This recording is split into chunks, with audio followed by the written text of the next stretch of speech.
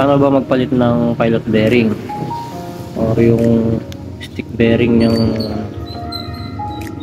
yan, palitan natin.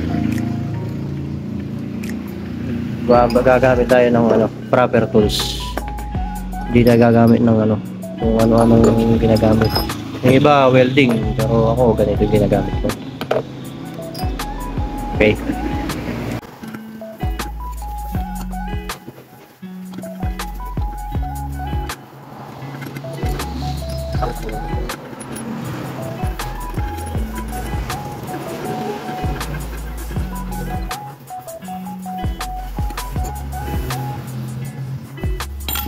Ay, siguraduhin lang yun na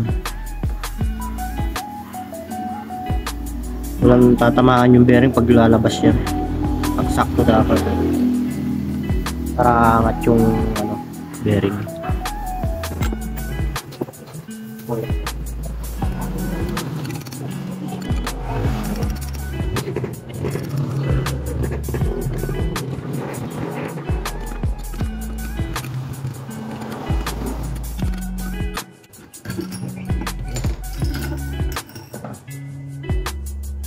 Ay, nah.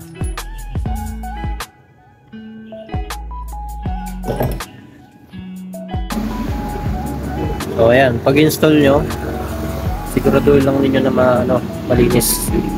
Kasi pag linagay mo yung pilot bearing na madumi, baka hindi siya lulubog ng sagad dito.